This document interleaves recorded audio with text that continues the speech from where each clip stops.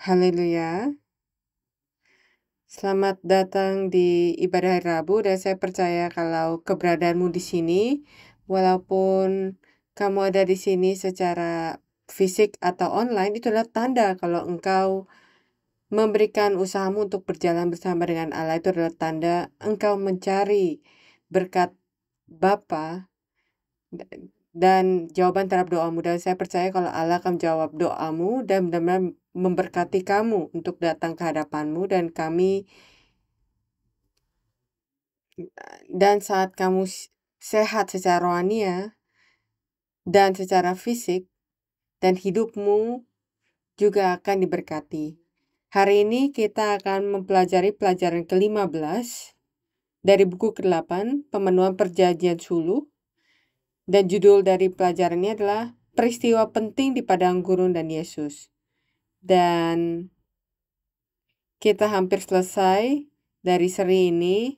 Saat kita melalui padang gurun sekali lagi, kita melalui padang gurun di buku kedua, tapi di buku ketiga kita melihat lebih detail dan fokus lebih kepada hari raya, waktu yang ditentukan, angka-angka, bilangan. Dan kita telah belajar kalau 40 tahun perjalanan padang gurun adalah proses untuk bangsa Israel untuk mengubah identitas mereka dari perbudakan di Mesir menjadi anak sulung Allah. Ini adalah cara Allah mempersiapkan mereka untuk hidup sebagai warga dari kerajaannya di tanah Kanaan, di tanah perjanjiannya. Oleh karena itu, proses ini mewakili dan memberikan gambaran kehidupan iman kita, karena kita juga dalam proses mempersiapkan atau dipersiapkan untuk masuk dan hidup sebagai warga kerajaannya, dan kita sedang dalam proses membuat jalannya. Dan lebih jauh lagi, perjalanan padang gurun juga memetakan sejarah penebusan. Mulai dari pekerjaan keselamatan sampai masuk ke dalam kerajaan surga.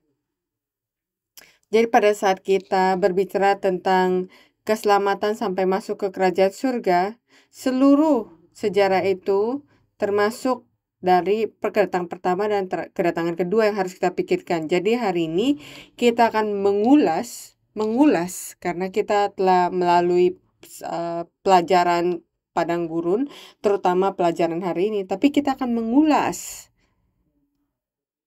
peristiwa-peristiwa penting. Bukan setiap kemah, tapi peristiwa-peristiwa penting di padang gurun dan membandingkannya dengan kehidupan dan pelayanan Yesus. Karena tampaknya pelayanan Yesus dan sejarah penebusan berjalan secara paralel di dalam perjalanan padang gurun. Jadi kita akan melihat itu sekali lagi. Tapi sebelum kita masuk ke sana, ini adalah peta yang baru dengan tanggalnya.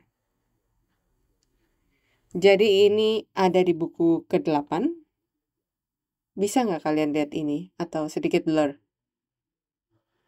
Di bagian bawah sini ada tanggal dan isi dari kenaikan Musa 8 kali ke Gunung Sinai. Jadi kita bisa lihat di sini mereka berangkat tanggal 15 bulan pertama, mereka tiba di Sukot. Kalian bisa lihat sini? Atau agak blur? Tanggal 16 bulan pertama. Dan mereka turun sampai ke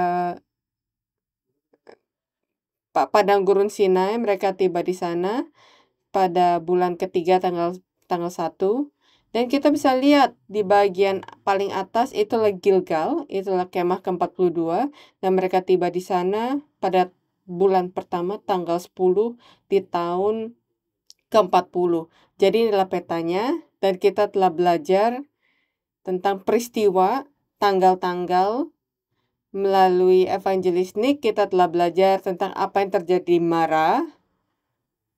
Mereka tiba di tanggal 24 dan mereka tinggal cukup lama di sana karena Allah memberikan mereka pelajaran dan mencoba memberikan pelajaran kepada mereka untuk menjaga hari Sabat. Jadi kita bisa melihat peta ini Saya sedang dilema apakah kita harus melihat peta ini sepanjang sisa pelajaran hari ini, karena ada begitu banyak pelajaran yang ada di dalam peta ini. Tapi saya memutuskan untuk melewati itu untuk lain kali. Jadi mari kita lihat peristiwa-peristiwa besar yang penting dan juga menyelamatkan kalian dari kebutaan karena layarnya telah terang. Yang pertama adalah Sukot. Sukot itu adalah tempat pertama di mana bangsa Israel berkemah di padang gurun. Mereka keluar dari Mesir dan tempat perkemahan pertama itulah Sukot. Di Yohanes pasal 1 ayat 14, ketika Rasul Yohanes menunjukkan kalau Yesus lahir kembali ke dunia ini, ia menggambarkannya menjadi firman itu telah menjadi manusia dan diam di antara kita. Dan kita tahu kata diam itu adalah skenoo di dalam bahasa Yunani yang artinya artinya kemah atau mendirikan kemah. Jadi inkarnasi Yesus yang datang ke dunia ini digambarkan seperti mendirikan kemah seperti di padang gurun. Jadi ia memulai perjalanan di dunia ini dengan mendirikan kemah di dunia ini. Sama seperti bangsa Israel berjalan di padang gurun dengan mendirikan kemah mereka di Sukot. Yang kedua itu adalah Etam. Itu artinya tembok pertahanan. Dan Etam itulah tempat tiang awan dan api mulai menuntun bangsa Israel. Dan Wahyu pasal 1 ayat 15, kita juga telah belajar akan hal ini sebelumnya, tapi dikatakan, dan kakinya mengkilap bagaikan tembaga membara di dalam perapian. Suaranya bagaikan desau air bah. Kaki Yesus digambarkan mengkilap bagaikan tembaga membara di dalam perapian itu seperti pilar api. Wahyu pasal 10 ayat 1 menggambarkan, dan aku melihat seorang malaikat lain yang kuat turun dari surga berselubungkan awan dan pelangi ada di atas kepalanya dan mukanya sama seperti matahari dan kakinya bagaikan tiang api. Jadi kita memiliki gambaran awan dan tiang api, keduanya digunakan untuk menggambarkan malaikat lain yang kuat. Jadi saya percaya kalau kita telah belajar melalui pelajaran yang diberikan oleh Evangelis Nick yang berkata kalau tiang api pergi bersama dengan mereka dan menuntun mereka atau pergi di depan mereka di padang gurun, itu adalah gambaran malaikat lain yang kuat atau Yesus yang berjalan dengan mereka dan menuntun mereka dan memimpin mereka. Jadi Matius pasal 4, dari Sukot kita melihat Yesus berkemah di dunia ini seperti ia berkemah di padang gurun. Lalu di Matius pasal 4 ayat 1, maka Yesus dibawa oleh Roh ke padang gurun untuk dicobai iblis. Jadi ia pergi secara harafiah, pergi ke padang gurun. Dan Ibrani pasal 4 ayat 15 dikatakan, sebab imam besar yang kita punya bukanlah imam besar yang tidak dapat turut prihatin terhadap kelemahan-kelemahan kita, melainkan dia yang sama seperti kita yang telah dicobai dalam segala hal namun tidak berbuat dosa. Berjalan dengan kita itu artinya ia berada dalam paralel horizontal. Ia ada di tingkat kita, di level kita. Ia tidak ditinggikan atau diangkat dari tanah. Ia berjalan dengan kita. Artinya ia berjalan di atas batu yang sama dengan kita. Ia merasakan sakit yang sama seperti kita. Ia berjalan dengan kita di padang gurun. Dan ia dicobai untuk kita. Jadi ia tahu penderitaan kita dan apa yang kita lalui. Dan tentangan Migdol itu adalah ketika mereka menyeberangi Laut Merah. Yang seperti kamu sudah lihat, saya tidak mengulang apa yang terjadi padang gurun secara detail. Saya percaya kalau kamu sudah tahu kan. Tolong berikan saya konfirmasi kalau kalian sudah tahu. Ya, jadi saya tidak usah mengulang 1 jam untuk hal ini, malam ini. Thank you. 1 Korintus pasal 10 ayat 1-2. Aku mau supaya kamu mengetahui saudara-saudara bahwa nenek moyang kita semua berada di bawah perlindungan awan dan bahwa mereka semua telah melintasi laut. Ini berbicara tentang Laut Merah kan. Untuk menjadi pengikut Musa, mereka semua telah dibaptis dalam awan dan dalam laut. Jadi mereka melalui Laut Merah, mereka tidak tahu, tapi itu seperti dibaptis. Yesus juga memulai pelayanannya, ia pergi ke padang gurun dan ia dibaptis. Ya kan? Yesus berjalan di bumi ini untuk kita, untuk menunjukkan kepada kita contoh yang baik bagaimana kita melewati kehidupan iman. Ia berjalan dengan kita, ia berjalan dalam jalan yang sama. Di Matius pasal 3 ayat 13-15, maka datanglah Yesus dari Galilea ke Yordan kepada Yohanes untuk dibaptis olehnya. Tetapi Yohanes mencegah dia, katanya, "Akulah yang perlu dibaptis olehmu, dan engkau yang datang kepadaku." Lalu Yesus menjawab, katanya kepadanya, "Biarlah hal itu terjadi, karena demikianlah sepatutnya kita menggenapkan seluruh kehendak Allah." Dan Yohanes pun menurutinya. Yohanes pasal 1 ayat 33, "Dan aku pun tidak mengenalnya." Ini adalah Yohanes Pembaptis yang bersaksi tentang Yesus. "Dan aku pun tidak mengenalnya, tetapi dia yang mengutus aku untuk membaptis dengan air telah berfirman padaku, jikalau engkau melihat roh itu turun ke atas seseorang dan tinggal di atasnya, dialah itu yang akan membaptis dengan Roh Kudus." Jadi, Yesus adalah yang membaptis dengan Roh Kudus, tapi ia pergi untuk dibaptis dan dia melalui Laut Merah dengan kita. Dan kita pergi ke Mara, kita belajar tentang ini minggu lalu. Kepahitan atau rasa pahit, Allah mengubah air yang pahit menjadi air yang manis. Kemudian Allah memberikan menyuruh Musa untuk melempar dahan pohon ke sana. Lalu ia memberikan peraturan ketetapan untuk ditaati bangsa Israel. Hanya melalui Yesus dan salib, maka kehidupan kita, kepahitan hidup kita bisa diubah menjadi manis. Saya benar-benar berdoa kalau kamu akan mengalami hal ini, kalau kamu belum mengalaminya. Yohanes pasal 2 ayat 7-9. Keajaiban pertama yang dilakukan oleh Yesus. Jadi lihat, di sini adalah mukjizat pertama.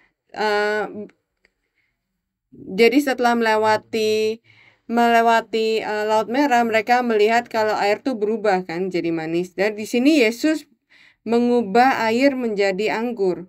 Ini adalah suatu bentuk pengubahan bentuk kualitas dari air. Lalu berikutnya Yesus juga datang seorang perempuan Samaria yang hendak menimba air. Hidup perempuan itu penuh kepahitan, tapi pada saat ia bertemu dengan perempuan itu, ia yang berkata kepada perempuan itu, "Berikan saya air." Air apa yang bisa perempuan itu berikan kepada Yesus? Air yang pahit kan? Tapi Yohanes pasal 4 ayat 10, jawab Yesus padanya, "Jikalau engkau tahu tentang karunia Allah dan siapakah dia yang berkata kepadamu, 'Berilah aku minum,' niscaya engkau telah meminta kepadanya dan ia telah memberikan kepadamu air hidup." Dan Yesus berkata, "Air yang saya berikan kepada kamu, kamu akan minum dan kamu tidak akan pernah haus." Lalu kita tiba di Elim.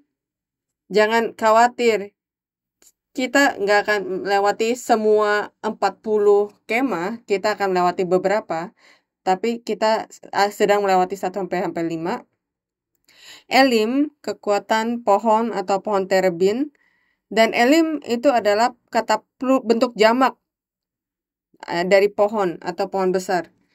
Terhadap 70 pohon palem dan 12 mata air. Ini adalah oasis, dan mereka mewakili 12 suku dan 70 tua-tua Israel di padang gurun. Dan di perjanjian baru, 12 murid dan 70 pengikut Yesus. Jadi setelah mukjizat yang pertama, atau sekitar saat itu, Yesus mulai memanggil murid-muridnya untuk mengikuti dia. Yohanes pasal 1 ayat 35-51, pasal 4 ayat 1-16, Matius pasal 4 ayat 18-22, Lukas pasal 5 ayat 10. Kamu bisa lihat di sini. Jadi 12 murid mulai mengikuti Yesus, dan bagi mereka Yesus adalah mata air. Yesus adalah oasis. Hidup mereka menemukan kebahagiaan, sukacita. Mungkin tidak menemukan uang, mungkin tidak beristirahat, mereka mungkin lebih sibuk, mungkin mereka lebih miskin dengan mengikuti Yesus.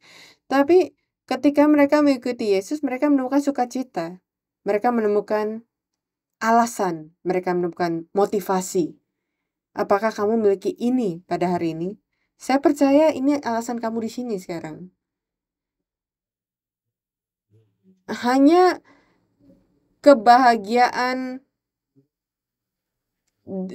versus menemukan sukacita dalam tujuan atau arti, itu dua hal yang sangat berbeda. Dua kualitas yang berbeda tentang kepuasan. Dan saya benar-benar berdoa setiap anggota Gereja Sion bukan hanya merasakan atau mengalami, tapi benar-benar bersukacita. Mengalami sukacita seperti itu setiap hari sehingga Yesus menjadi oasis kamu. Lalu mereka tiba di padang gurun Sin ketika mereka kehabisan makanan dan mereka menjadi lapar dan mereka mulai komplain dan komplain. Dan ini adalah tempat di mana Yesus mulai mengirimkan mana. Di Yohanes pasal 6, kamu lihat kan kalau kita sedang mengikuti kitab Yohanes pasal demi pasal kan. Yesus memberikan makanan 5.000 orang dengan 5 potong roti dan 2 ikan. Dan Yohanes pasal 6 ayat 48, akulah roti hidup. Yohanes pasal 6 ayat 45-51, nenek moyangmu yang telah makan mana di padang gurun dan mereka telah mati. Inilah roti yang turun dari surga. Barang siapa yang makan daripadanya, ia tidak akan mati. Mereka harusnya menerima hidup dari roti yang datang dari surga ini, tapi mereka mati. Dan ia berkata, ini adalah kesempatan kamu. Akulah roti hidup yang telah turun dari surga. Jikalau seorang makan dari roti ini, ia akan hidup selama-lamanya. Dan roti yang kuberikan itu ialah dagingku yang akan kuberikan untuk hidup dunia. Kamu sadar nggak? Dengan air, ia berkata, ini adalah air kekal, air hidup. Dengan roti, ia bilang ini roti hidup. Ia terus memberikan kepada kita makanan atau air kehidupan atau roti hidup, dan ia terus fokus pada hidup yang ingin dia berikan pada kita, ya kan? Apakah kamu menerimanya? Setiap kali kita belajar, kita beribadah, apakah kita menerima roti itu dan air hidup itu, atau kita hanya seperti bapak leluhur kita yang makan setiap hari, tapi masih kehilangan hidupnya? Bagaimana orang-orang di sini yang mendengarkan Yesus pada saat itu? Mereka juga melewatinya, kan? Jadi sekarang, ingat, pilar awan itu seperti deskripsi dari malaikat lain yang kuat. Apakah kamu berjalan dengan dia sekarang? Dan dia membawa buku kecil, buku kehidupan. Apakah kita menerima hidup itu, atau kita hanya menerima roti dan air? Saya berdoa kalau kita akan menerima hidup melalui roti dan air itu.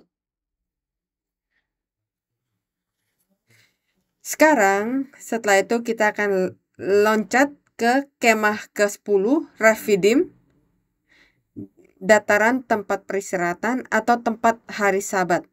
Mereka tiba di Refidim, itu oasis yang lain dan ingin menemukan air tapi tidak ada. Karena pada saat itu ada kelaparan, kekeringan. Jadi ini menggambarkan tempat dalam hidup kita atau waktu dalam hidup kita yang kita berkata, begitu banyak pekerjaan untuk diselesaikan. IMW sudah selesai. Kita telah melakukan pekerjaan yang baik. Sekarang inilah waktu untuk istirahat atau menerima berkat. Kamu pergi ke sana dan kering dan kamu tiba di sisa padang gurun. Tidak ada tempat istirahat.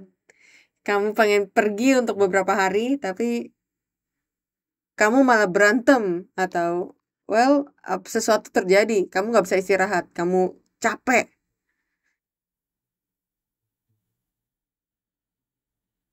Terima kasih untuk sound effect-nya. Rafidim, kamu ingin, mungkin Allah akan memberkati saya. Atau saya akan diberkati oleh firman. Tapi nggak ada. Terlalu kering. Pendeta Sam lagi di atas panggung. Terlalu kering. Tidak ada sahabat. Manusia menggerutu dan menguji Allah karena kehausan. Artinya mereka melawan Allah di sini. Tapi Allah menyediakan air. Dia bilang, Musa, kamu berdiri di atas batu, pukul batu itu. Saya berikan kamu air. Ia melakukannya. Dan setelah itu, Allah menunjukkan kasihnya yang tak berkesudahan dengan menghancurkan orang-orang Amalek untuk mereka. Yesus adalah batu karang yang memberikan kita air kehidupan yang kekal. Jadi kamu lihat di sini, melalui waktu di perjanjian lama, ada waktu yang baik, ada waktu yang kering, ada waktu kegelapan secara rohania. Orang-orang mengkomplain, menangis, berteriak, kekeringan rohania, kehausan rohania, dan Yesus datang. Kedatangan pertama, Yesus datang dan memberikan air. Awalnya mereka senang, mereka menikmatinya. Yohanes pasal 7 ayat 30-38. Dan pada hari terakhir Yesus, yaitu pada puncak perayaan itu, Yesus berdiri dan berseru. Ini ada di hari raya, di salah satu hari raya yang dan pada hari terakhir, yaitu pada puncak perayaan itu, Yesus berdiri dan berseru, barang siapa haus, baiklah ia datang padaku dan minum. Barang siapa percaya padaku, seperti yang dikatakan oleh kitab suci, dari dalam hatinya akan mengalir aliran air hidup. 1 Korintus pasal 10 ayat 4, dan mereka semua minum minuman rohani yang sama, sebab mereka minum dari batu karang rohani yang mengikuti mereka, dan batu karang itu ialah Kristus. Apakah kamu sudah pernah minum air ini? Apakah kamu masih haus?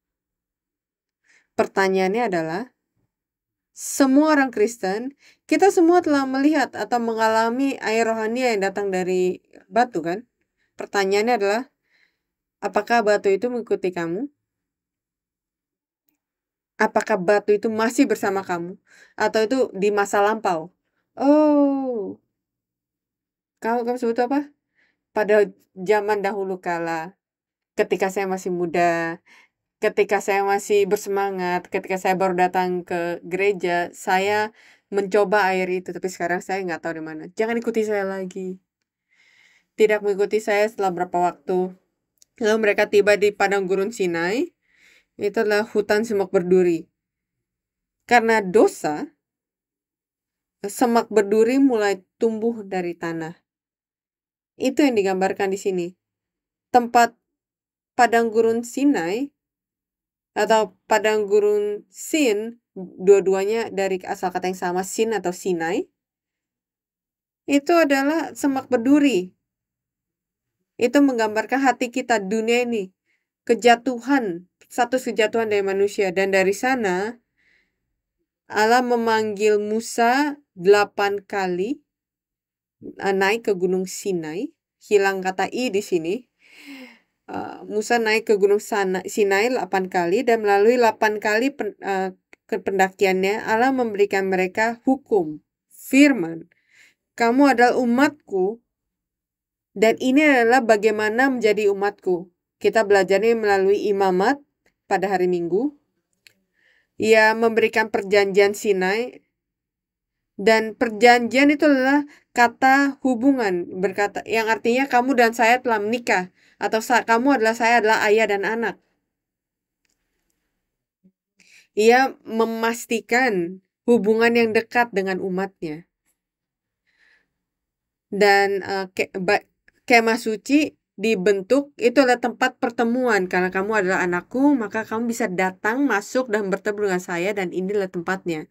Dan sekali lagi kita belajar tentang hal ini dan bagaimana bertemu dengan dia melalui imamat. Lalu sensus prajurit, apa yang dilakukan Allah di sini? Allah mempersiapkan mereka menjadi sebuah bangsa, menjadi suatu kerajaan. Bagaimana mereka hidup sebagai umat Allah di tanah perjanjian. Dan yang hanya mereka butuhkan adalah mengambil tanah itu. Mereka punya orangnya, Allah membawa orang itu keluar, Allah menunjukkan kedaulatan hukum, dan Allah memberikan militernya, membentuk militernya mereka, melindungi mereka. Dan yang mereka butuhkan hanyalah tanah. Jadi apa yang dikatakan oleh Allah? Allah berkata, sekarang pergi dan ambil tanah itu. Tapi pada saat ini, pada saat Allah memberikan hukum, firman dari surga kepada Musa, jadi bangsa Israel berkata, pada saat itu mereka percaya kalau di atas, di puncak Gunung Sinai menunjukkan surga, dan di bawah Gunung Sinai melambangkan bumi. Karena Allah ada di puncak. Jadi Musa naik dan turun dari surga ke bumi. Mungkin seperti itu ya pengertiannya. Jadi pada saat Musa ada di atas, pada kenaikan yang ke-6, itu adalah ketika Allah memberikan tablet 2 loh batu yang pertama. 2 loh batu 10 perintah. Dan memberikan perintah tentang kemah suci. Dan dari sana, dia berpuasa selama 40 hari 40 malam. Apa yang terjadi di bawah? Mereka nggak bisa menunggu. Mereka nggak bisa percaya. Jadi mereka membuat anak lembu emas. Dan bilang, mari kita buat untuk diri kita sendiri Tuhan. Untuk menuntun kita kembali ke Mesir. Masuk akal nggak? Mari kita menjadikan untuk diri kita Tuhan. Masuk akal nggak? Itu adalah model hari ini. Mari kita membuat untuk diri kita Tuhan yang dapat kita percaya. Mari kita tidak melakukan hal itu karena kita sudah memiliki Allah. Jadi apa yang terjadi di atas dengan apa yang terjadi di bawah itu benar-benar berbeda. Di atas Gunung Sinai firman diberikan. Di bawah Gunung Sinai berhala dibuat dan disembah. Di mana kamu sekarang? Di mana kamu berada? Di atas atau di bawah? Yesus adalah firman yang datang dari atas. Tapi orang-orang tidak dapat, di bawah tidak bisa menerimanya.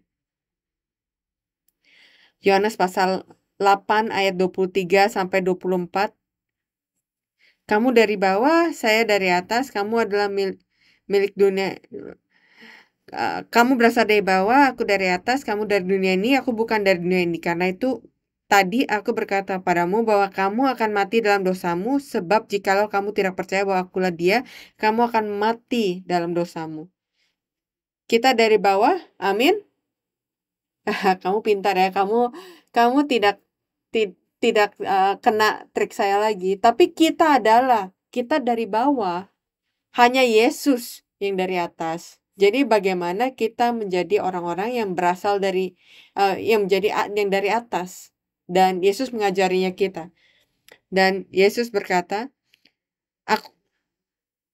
kamu berasal dari bawah, aku dari atas, kamu dari dunia ini, aku bukan dari dunia ini. Karena itu tadi aku berkata kepadamu kalau kamu akan mati dalam dosamu, sebab jikalau kamu tidak percaya bahwa akulah dia, kamu akan mati dalam dosamu. Jadi inilah rahasia bagaimana kita menjadi orang di atas.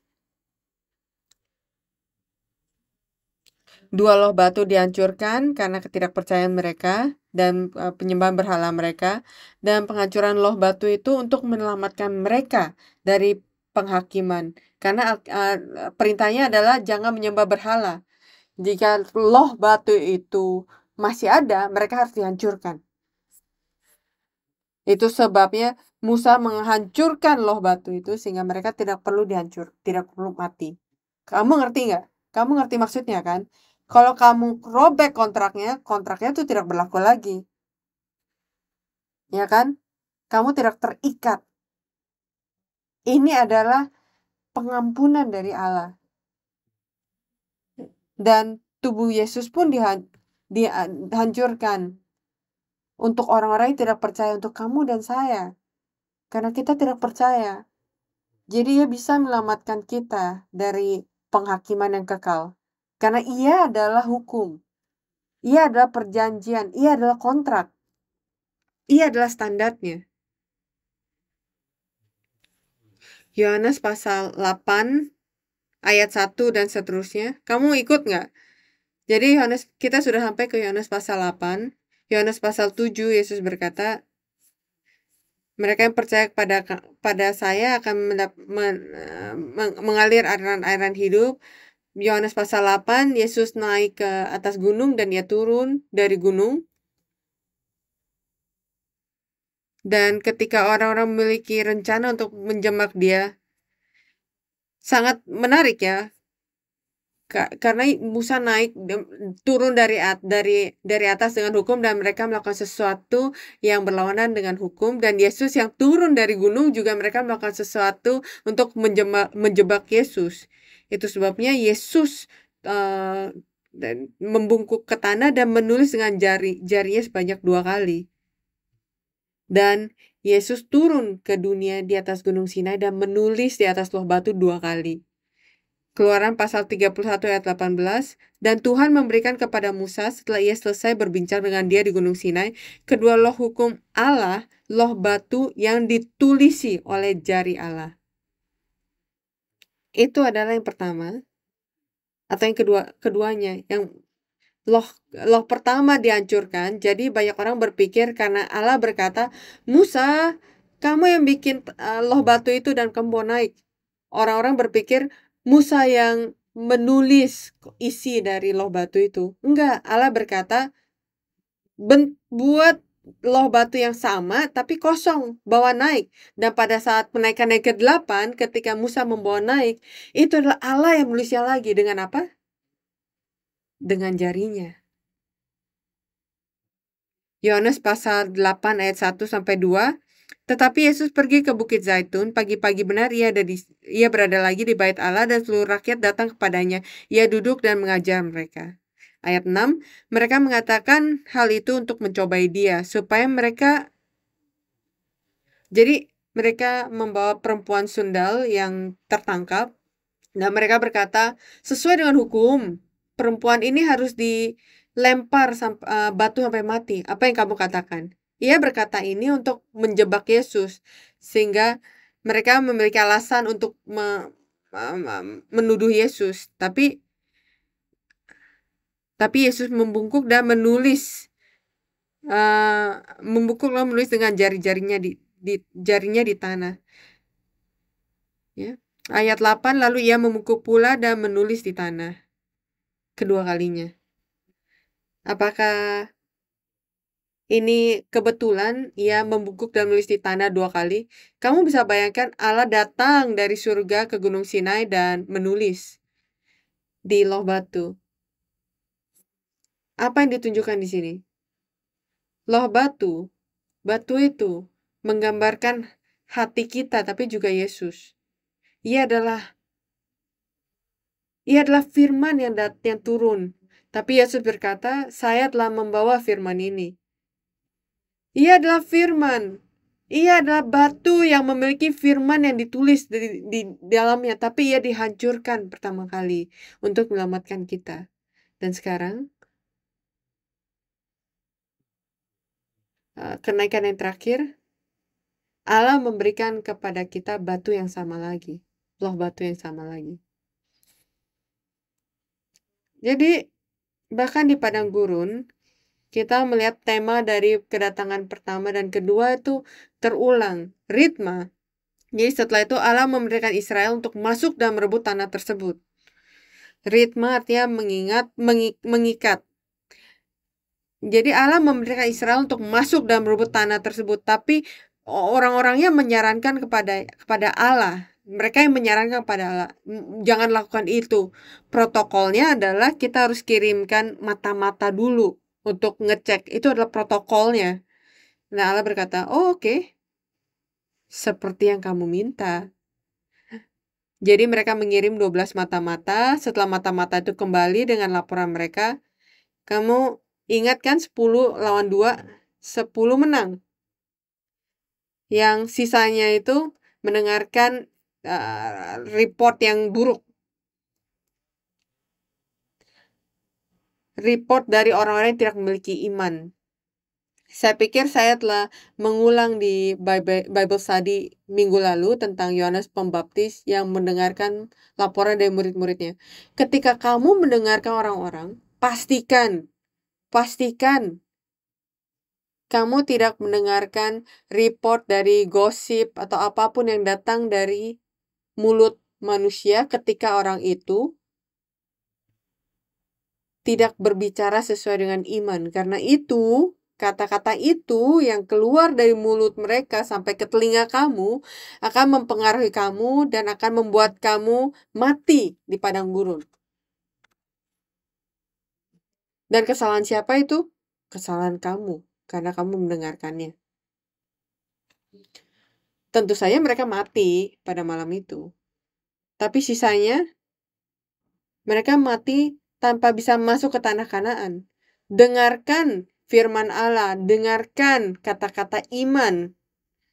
Jadi sangat berbahaya jika kamu memiliki kebiasaan mendengarkan komplain, gosip, dan sungut-sungut.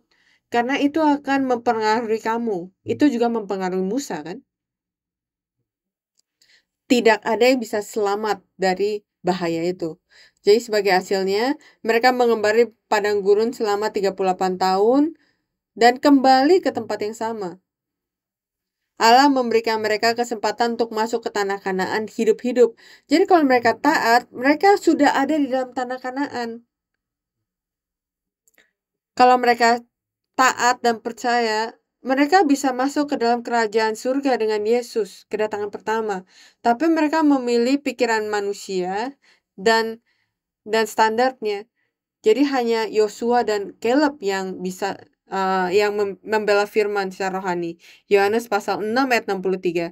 Rohlah yang memberikan hidup, daging sama sekali tidak berguna. Perkataan-perkataan ini kukatakan padamu adalah roh dan hidup. Yohanes pasal 8 ayat 21 sampai 22. Maka Yesus berkata pula kepada orang banyak, aku akan pergi dan kamu akan mencari aku. Tetapi kamu akan mati dalam dosamu. Ke tempat aku pergi tidak mungkin kamu datang.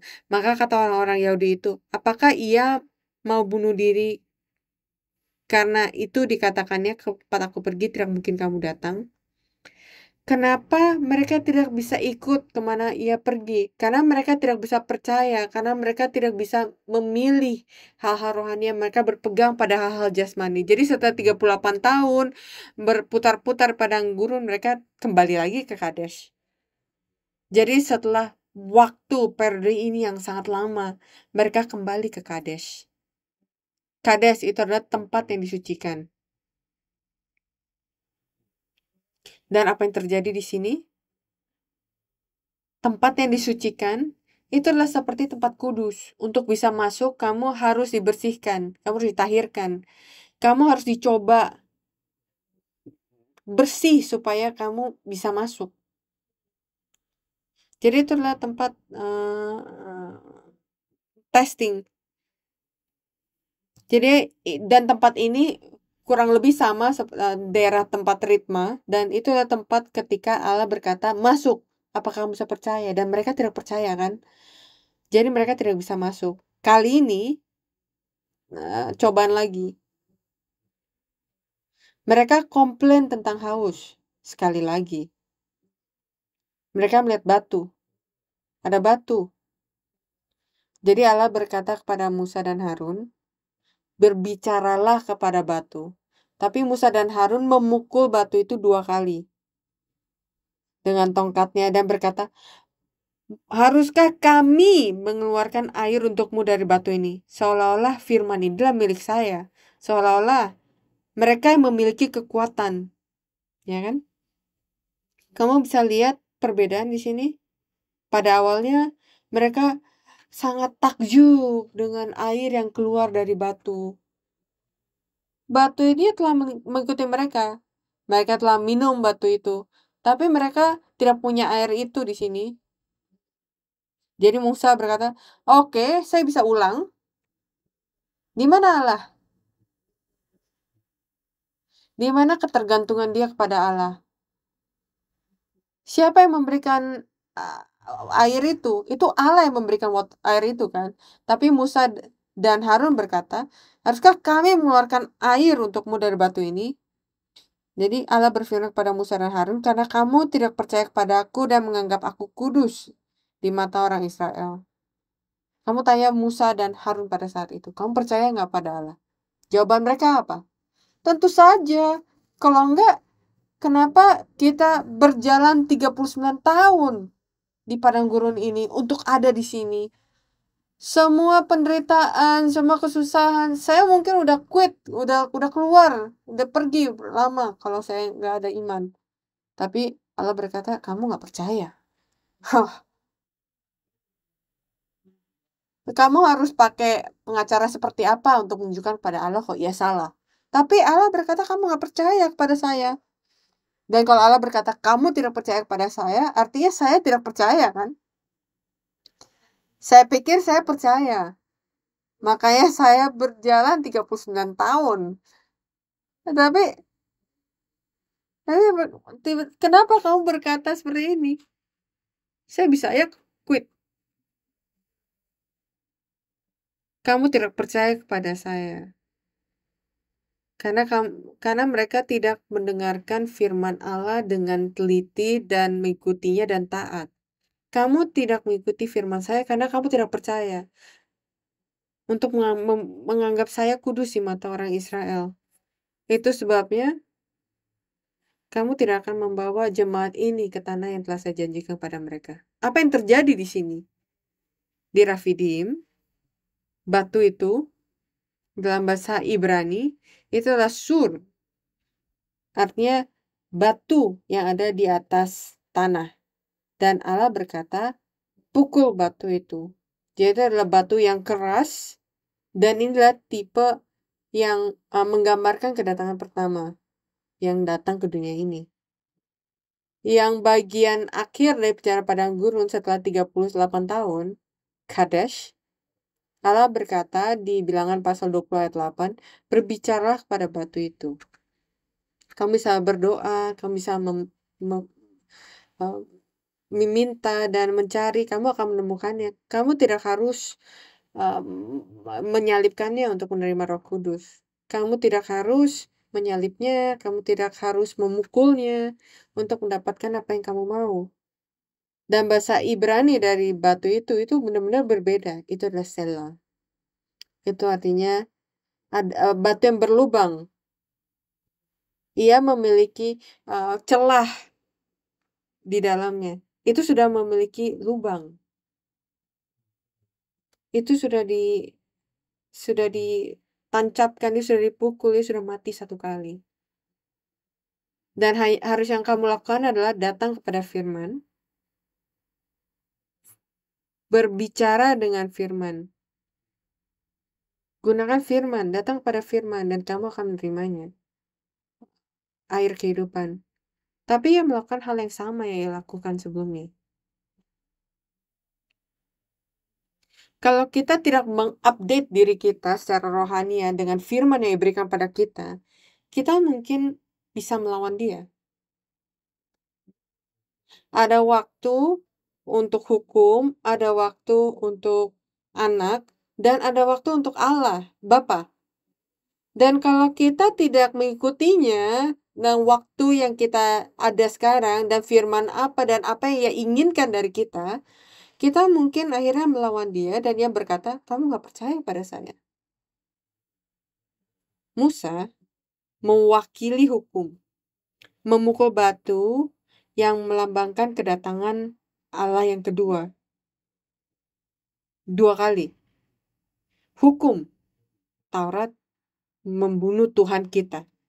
Itu menunjukkan kepada kita kalau hukum tidak bisa membawa kita ke tanah perjanjian. Galatia pasal 3 ayat 19. Kalau demikian apakah maksudnya hukum Taurat? Ia ditambahkan oleh karena pelanggaran-pelanggaran sampai datang keturunan yang dimaksud oleh janji itu dan ia disampaikan dengan perantaraan malaikat-malaikat ke dalam tangan seorang pengantara. Ayat 23 sampai 24. Sebelum iman itu datang, kita berada di bawah pengawalan hukum Taurat. Sebelum iman datang. Iman apa? Iman Yesus. Dan dikurung sampai iman itu telah dinyatakan. Jadi hukum Taurat adalah penuntun bagi kita sampai Kristus datang, supaya kita dibenarkan karena iman. Roma berbicara kalau Yesus menjadi akhir dari hukum. Ya kan? Jadi bagaimana dan kenapa mereka menyalibkan Yesus? Mereka menuduh Yesus dengan hukum. Mereka membunuh Yesus dengan hukum. Mereka salah paham dengan hukum dan menggunakan hukum dengan salah. Karena hukum harusnya membawa mereka kepada Kristus. Tapi mereka menggunakan hukum dan memukul Yesus. Lukas pasal 17 ayat 25. Tetapi ia harus menanggung banyak penderitaan dahulu dan ditolak oleh angkatan ini. Kita telah belajar ketika pendeta Andrew di sini tentang angkatan ini, kan? Kalau kita tidak menjadi angkatan yang baru, kita harus menderita. Yesus berbicara tentang kedatangannya kembali, kedatangan kedua. Mereka menuduh Yesus dan disalib berdasarkan hukum Taurat. Dalam Lukas pasal 17 ayat 25, Yesus berbicara tentang apa yang terjadi pada kedatangan kembali. Walaupun Musa dan Harun tidak taat dan memukul batu itu bukannya berbicara kepadanya, Allah tetap menyediakan air. Ini adalah pertanyaan yang sangat besar untuk saya. Kalau saya adalah Allah, saya mungkin tidak akan mengeluarkan air di sana. Mereka tidak taat kan, mereka tidak menghormati Allah. Tapi air menggambarkan kasih karunia Allah dan Roh Kudus dan air, dan itu yang diperlukan oleh orang untuk melanjutkan perjalanan mereka ke tanah perjanjian. Jadi walaupun Musa tidak ada di sana untuk menuntun mereka ke tanah perjanjian, mereka membutuhkan air ini. Orang-orang ini perlu masuk. Jadi siapa yang akan masuk? Dan orang-orang dipimpin setelah kematian Musa, mereka dipimpin oleh Yosua. Ya kan? Yosua itu nama Ibrani, tapi dalam nama Yunaninya itu disebut sebagai, dalam Yunani itulah Yehoshua, di Yunani itulah Yesua, yang artinya Yesus. Itulah Yesus yang memimpin mereka, bukan hukum. Hukum menuntun mereka kepada Yesus, dan Yesus yang memimpin mereka ke tanah perjanjian. Sudah banyak waktu yang berlalu. Runtuhan Abarim itu jalan runtuhan.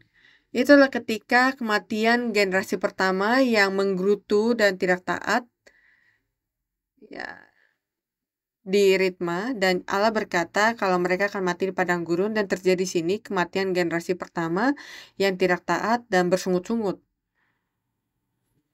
Ini menunjukkan kalau diri kita yang lama yang mengikuti daging perlu mati. Dan kita perlu menjadi ciptaan yang baru yang mengikuti roh, supaya kita bisa masuk ke tanah perjanjian. Roma pasal 8 ayat 5-6, 2 Korintus pasal 5 ayat 17. Karena waktunya saya tidak akan baca itu. 41 Moab, dataran Moab.